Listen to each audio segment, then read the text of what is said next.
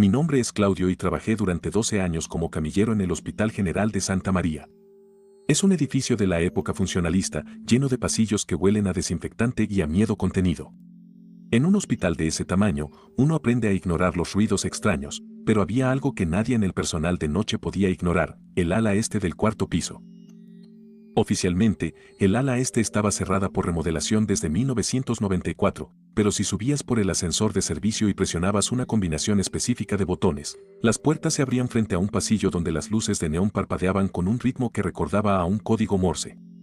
Al final de ese pasillo, tras una puerta de madera de roble que desentonaba con el resto del hospital, se encontraba la habitación 404. No figuraba en los planos. No aparecía en el sistema de admisión. Pero cada cierto tiempo, un paciente que no debía morir, alguien joven con una cirugía menor o un niño con una simple apendicitis, desaparecía de su cama en plena noche. Las enfermeras veteranas se hacían la señal de la cruz y el director firmaba certificados de defunción por causas naturales sin hacer preguntas. Todos sabían que la 404 había reclamado a otro huésped. Parte 2. Mi encuentro con la habitación ocurrió un jueves en el que acepté un turno doble. El agotamiento me nublaba el juicio. Llevaba a un paciente anciano hacia la morgue cuando el ascensor, por un fallo eléctrico, me dejó en el cuarto piso. Al salir, no reconocí el pasillo. El suelo estaba cubierto de una alfombra roja, gruesa y polvorienta, y el aire era tan cálido que se sentía como estar dentro de un pulmón. Escuché un llanto. Venía de la habitación 404. La puerta estaba entreabierta, dejando salir una luz amarillenta y espesa. Olvidé todas las advertencias. Empujé la puerta pensando que algún paciente se había extraviado. Lo que vi dentro no era una habitación de hospital. Era una réplica exacta de una sala de estar de los años 50, pero todo, desde los muebles hasta las flores en el jarrón, estaba hecho de material quirúrgico, gasas, vendas, látex y metal de bisturí. En el centro de la habitación, sentado en un sillón hecho de sábanas blancas anudadas, estaba un hombre sin rostro. Vestía una bata de médico impecable. Frente a él, los pacientes desaparecidos estaban de pie, inmóviles, como maniquíes. Sus ojos habían sido cosidos con hilo de sutura negro y de sus bocas salía un tubo de plástico que se conectaba directamente a las paredes de la habitación. La 404 no era un cuarto, era un organismo que se alimentaba de la vitalidad de quienes tenían demasiada vida por delante. Parte 3. El hombre sin rostro se levantó.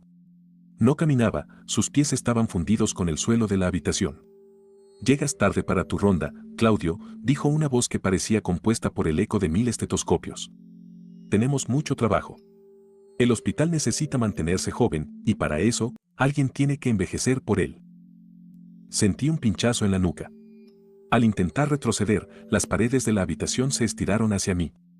Las manos de los pacientes maniquíes se alzaron y me sujetaron con una fuerza inhumana. El médico se acercó con una aguja larga y curva. Me explicó que el Hospital General no era un edificio, sino una entidad parasitaria que intercambiaba curaciones milagrosas en las plantas bajas por almas jóvenes en la 404. Para que un niño se salvara de un cáncer en pediatría, alguien debía ser borrado de la existencia en este cuarto.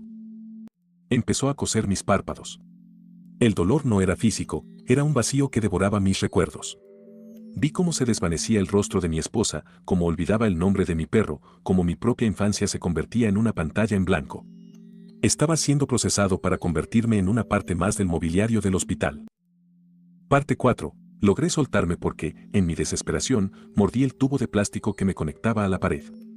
Un líquido amargo, una mezcla de bilis y fármacos, inundó mi boca.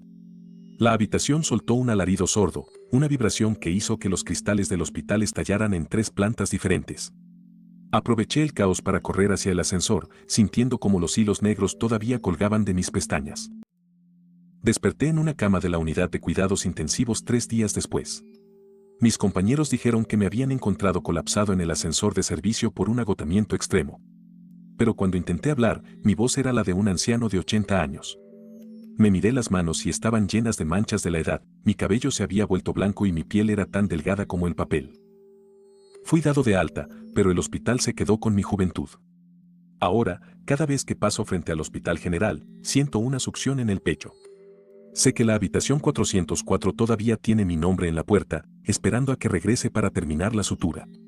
Y lo peor no es la vejez, sino que a veces, cuando paso por un espejo, no veo mi reflejo, sino el rostro del médico sin ojos, sonriéndome desde el otro lado, recordándome que nadie sale del hospital sin pagar la cuenta completa.